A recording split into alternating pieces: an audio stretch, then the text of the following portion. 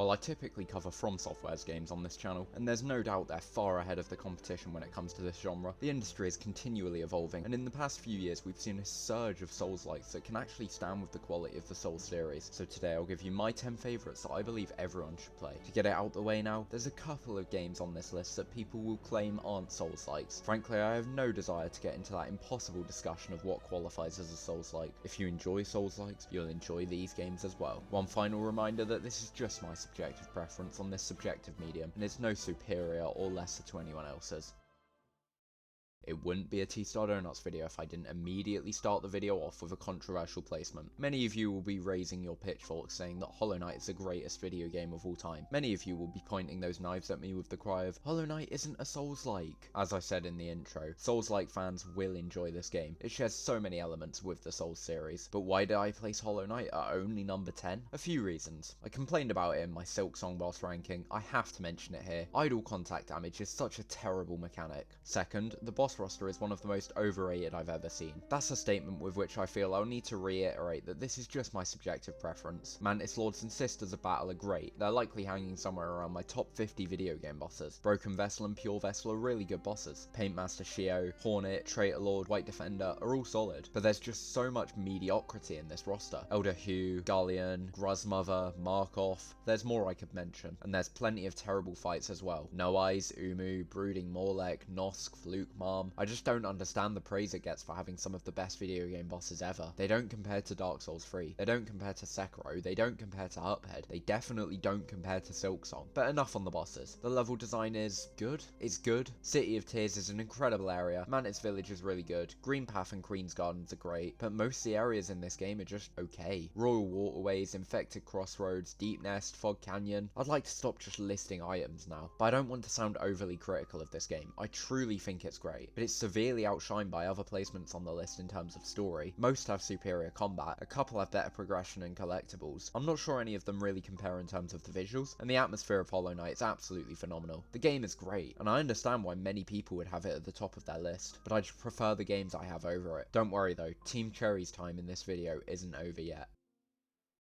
This might be the most controversial pick on the list, especially my decision to place it over Hollow Knight, one of the most beloved video games of all time. Do I think Tales of Iron is designed to a higher level of quality? No. Do I prefer it? It's close, but yeah, most likely. The edge it has is charm and style. It's so unique, the art style is incredible, the story is light, and there's some great humour woven in. It reminds me of Salt and Sanctuary in all regards, and that game will feature higher on this list. The combat is pretty simple and at first seems pretty sluggish and clunky, but once you begin to gel with it, it's really fun and feels incredibly fluid. You can get into such a flow state of perfectly parrying every attack. The yellow, red, white attack system feels similar in many ways to Sekiro, with the fatal attacks each having a different method to avoid. One issue I noticed pretty early into the game was how generous the parry timings were. This game isn't meant to be as difficult as others in the genre. It's a short experience and the platinum only took me 10 hours to attain, but those parry timings, they're just so lenient. There were so many times I thought I shouldn't have got the parry there because I felt I've mistimed it, but the game's just too forgiving. It's by no means a major issue, but I would have rather it been a little tougher. I appreciate the small size of the world this game has, given it makes you do a lot of backtracking around it following the quests. I didn't love this structure, would have preferred going to some new areas rather than taking the same routes over and over, but it wasn't unenjoyable. The boss design is pretty decent on the whole, though none reach the highs of other games on this list. While the 2025 sequel did make some quality of life improvements, such as those to the traversal, it's ultimately the exact same game, and I think it takes a step backwards in the style and originality of the original, which makes Tales of Iron 1 my pick for the number 9 spot on this list.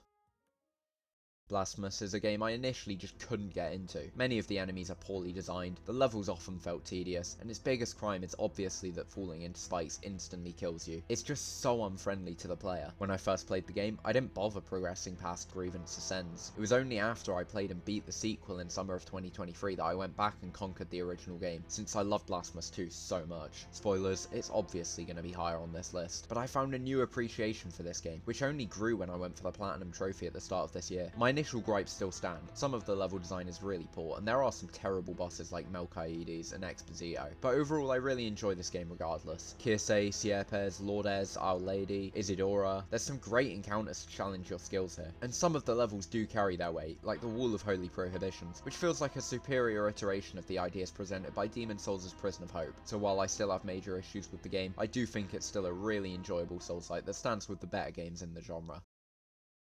It still frustrates me that 9 Souls got no recognition at the Game Awards last year. That event was a complete joke all around, and who can really play stake in the awards when It Takes Two won Game of the Year over Death's Door? I'm still angry about that. But back to 9 Souls, it's one of the best Metroidvanias I've ever played. It's probably my favourite combat system of any 2D game. All the mechanics you get in this kit feel so satisfying to pull off, and the bosses are really well designed around it. Ying Zhao is a great introduction to the game, one of the best first bosses I fought, and my favourite in the game for how well he serves his purpose. Lady Ethereal earned a place on my list of the top 10 gank bosses, and Igong is definitely really good as well, though I don't love her as much as most. The story isn't anything phenomenal, it doesn't transcend the medium in the way something like God of War Ragnarok does, but when compared to the other games I'm featuring on this list, it does outshine them in terms of character writing. The little interactions you get between the various faces make going out of your way to collect all the items and find all the secrets more rewarding than in most other games. Visually it's amazing, such a distinct and colourful art style, and the level design is mostly solid all around. I'd also like to shout out the soundtrack The Lone Soul for being an absolute banger. 9 Souls was completely robbed of some awards last year, and it's my second favourite game of 2024, but our next entry slightly outclassed it.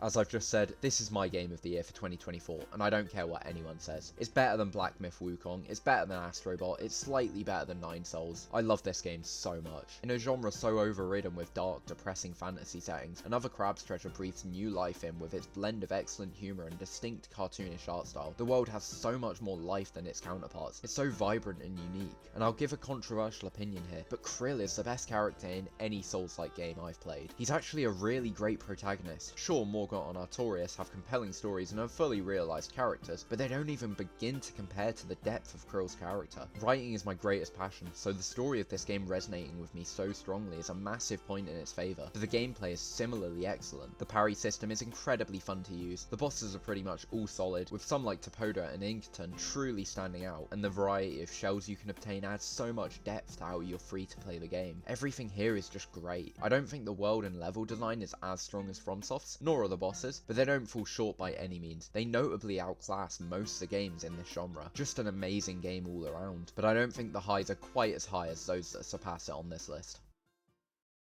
While definitely a step down from its predecessor, I really think the hatred towards Sacrifice is unfair. It's still a great game and I thoroughly enjoyed my time with it. Definitely worth going the extra mile for the Platinum Trophy. The combat is an incredible progression from that of Salt and Sanctuary. It feels so much more satisfying to fight enemies in this game, and the build variety is far superior. All these nitty-gritty details of the game are better. The issues arise in the large-scale decisions that were made. The mage hunting system is just not enjoyable. It's such a severe downgrade from the interconnected world of Sanctuary. The boss design is also lesser. There's some really strong ones like the two that remain in Undone Sacrifice, but most of the fights are mediocre or worse. And I don't even want to remember the travesty that is Mariga Gridania, the worst boss of any video game ever. My criticisms aside, I love the overall experience this game offered. It only just edges out Another Crab's Treasure for this placement in the top 5, but the gap between this and the next placement is a significant one.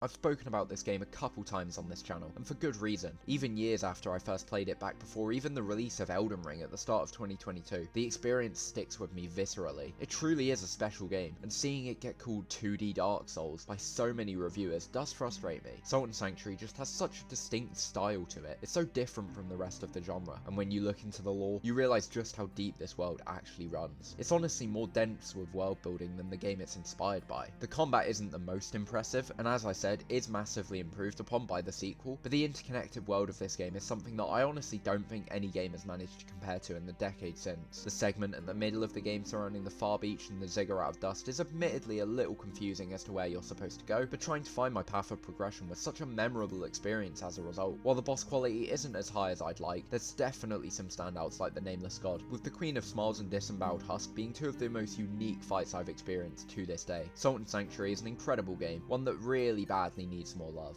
I just pray that the negative reception to the sequel doesn't ruin our chances at a third entry in this series.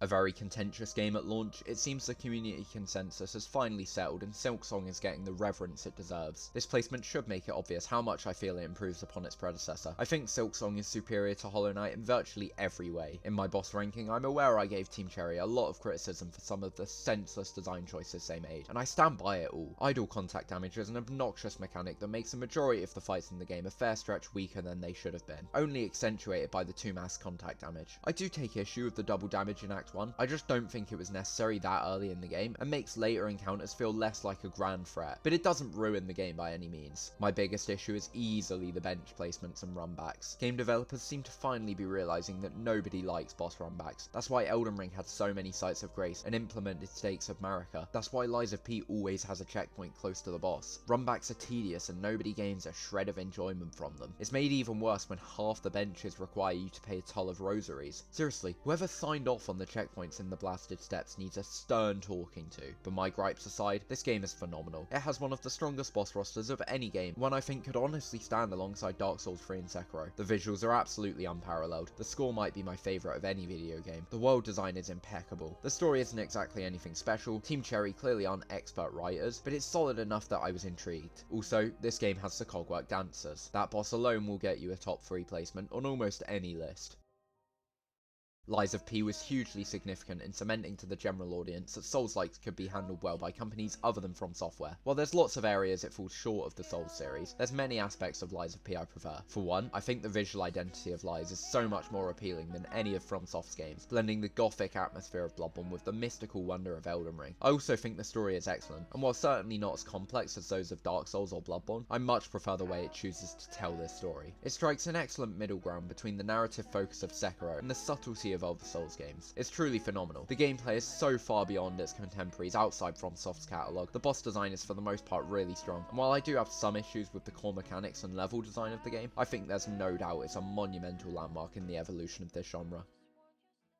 The competition for my game of the year between this and Lies of P has been fierce for years now. I'm constantly going back and forth between the two. They're neck and neck in my all-time video game rankings, but I think I just have to give the edge to Blasphemous 2. It takes everything that frustrated me about the first game and fixes it almost entirely, improving on the core mechanics with the multiple weapons, enhancing the level design to a vast degree, offering a much stronger roster of bosses, a great soundtrack that's one of the best in any video game. Aphelior is one of my favourite bosses, and Asterion isn't far off. The Mea Culpa expansion also made my top 10 DLCs of all time. This game excels in all the same areas as the first, but just suffers so few of its flaws that I consider it utterly incomparable to its predecessor, a game I already liked. Blasphemous 2 is one of the greatest games I've ever played, and it can absolutely give some of FromSoft's masterpieces a run for their money.